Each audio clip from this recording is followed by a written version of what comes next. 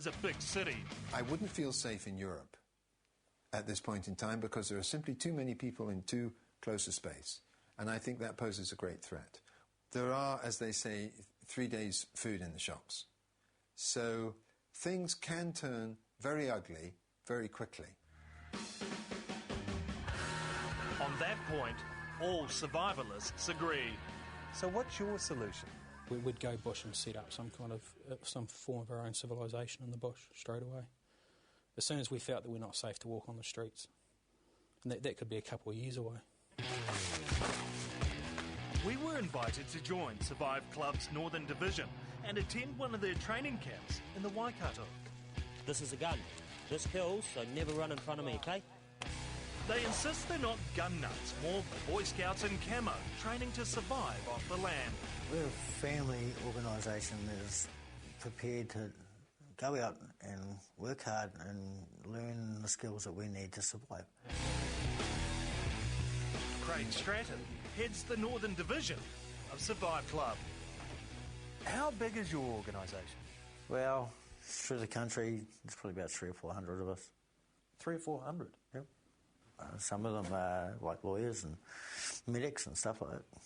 They can't afford to be jeopardising their jobs, but will come if anything hits the fan. Are you making your own bivouac? Okay. So just how hard or easy is it to survive in the bush? It's fine. With the bivvy built and the home fire burning, the focus quickly switches to finding food. That's bush asparagus. The bush can be a virtual smorgasbord if you know what to look for and you're prepared to eat it. So you'd eat bugs? Yeah. What about possums? Yeah. Roadkill? If you need be, yeah. I've eaten live fish. Just grabbed them and eaten them. I mean, if you turn your nose up, that might be the last meal you might see for days. Priority one on this outing was to find some meat. Just this morning. Still soft. Deer, pigs, goats are all fair game. We're right up our arse, so they smoked up. But on this outing, someone forgot to tell the animals the rules of engagement. Round one bounced off the goat's head. Round two was a perfect shot, but gravity took the goat carcass and dinner 100 metres down an inaccessible cliff. Ain't no amount of food is worth getting stuffed up by that.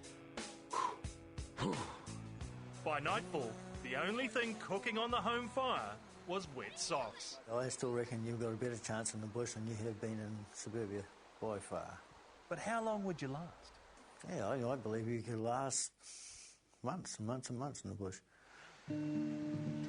By morning, stomachs were rumbling, and the decision was made to try and retrieve the goat that disappeared down the cliff the night before. There's our kill from yesterday. So that's dinner. Well, that's going to be lunch for me. And you guys are more than welcome. I've got to say, lunch is smelling a little. Yep, still fine. None too pleasant for my liking. You obviously haven't eaten green meat before. We're good. We're good to go. You little beauty. Roasted goat leg on an open fire.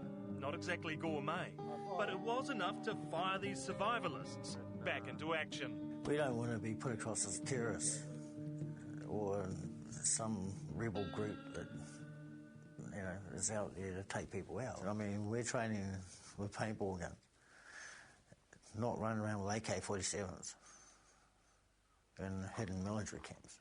We're training to survive.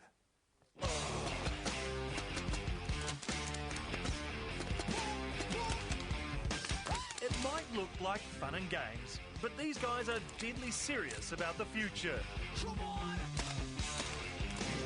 They might not like being compared with terrorists, but their leader, Kyle Chapman, does have some extreme views and is planning to take revenge on those he deems responsible for the demise of society when Armageddon comes.